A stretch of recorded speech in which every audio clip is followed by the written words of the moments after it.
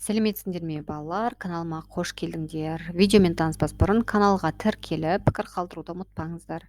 Біздің бүгін өтетін тақырыбымыз гүлді өсімдіктердегі қосарлы ұрықтанудың маңызы. Гүл тозаңданғаннан кейін ұрықтану басталады. Ұрықтану бұл екі жасуша гаметалардың қосылу процесі. Ол яғни аталық және аналық. Гүлді өсімдіктерде аталық жасушаны біз спермилер дейміз. Олар өте майда болып келеді. Аналық гаметаны біз жұмыртқа жасуша дейміз. Олар ірілеу болып келеді. Енді аталық пен аналықтың құрылысымен танысайық. Мына жердегі суретке мән беріп қараңыздар. Бірінші аталықпен танысамыз. Аталықта яғни ол аталық ол екі бөліктен тұрады. Аталық жіпшеден және тозаңдықтан, немесе оны тозаңқап дейміз. Аталық жіпшесі тозаңдықты оңтайлы биіктікке көтеріп тұрады. Әрбір тозаң түйіршікте аталық жасушалар болады. Олардан гаметалар, яғни спермилер немесе сперматозоидтар түзіледі. Аналық үш бөліктен тұрады. Суретке қараймыз. Ол аналық аузынан, ол аналық аузы тозаң түсетін орын болып табылады, және онда тозаңдану жүреді процесі. Аналық аузының құрылысы тозаңдану үдерісін жеңілдетеді. Аналықтың кеңейген бөлігін біз түйін дейміз, немесе жатын деп атаймыз. Түйіннің ішінде жұмыртқа жасушасы түзіліп тұрады. Енді мына жердегі суретке қарайық.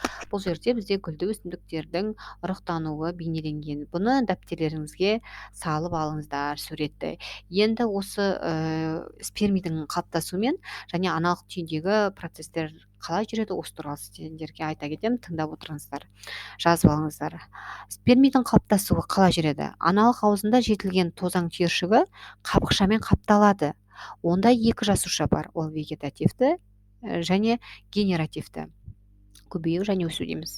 Вегетативті жасуша тозаңдану процесінен кейін тозаң түтігіне өсуі қызметін атқарады және қоректік заттарды жинайды. Осы кезде тозаң түтігіндегі генеративті жасушаның бөлінуі нәтижесінде екі сперми пайда болады. Олар дара хромосомалы болып келеді. Аталық жыныс жасушалар, яғни гамета болып табылады. Аналық түйіндегі процестер қалай жүреді? Аналық жыныс жасушалары аналық түйіннің ішінде дамиды. Бұл орынды біз ұрық қалтасы деп те атаймыз.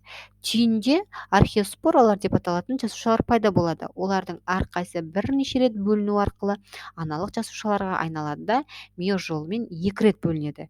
Нәтижесінде гаплоидты жиынтығы бар 4 жасуша түзіледі. Олар 4-4-тен топтасатындықтан біз оларды аналық жасушалар тетраэдр деп атаймыз. Тетраэдрлар бірнеше рет бөліну арқылы ұрық қалтасында жұмыртқа жасушасы, яғни бір орталық жасуша екен түзіледі.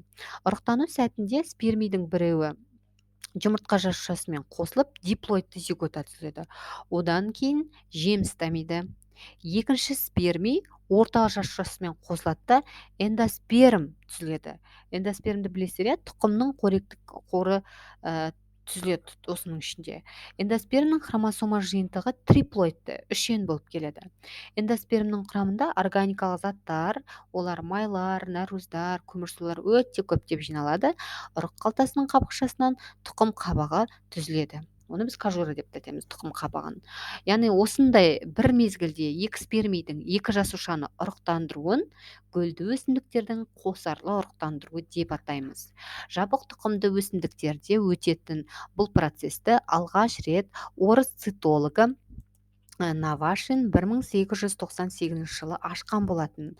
1915 жылы эндоспермнің триплоидты жиынтығын болатын ол кісінің баласы М.С. Навашин ашқан болатын.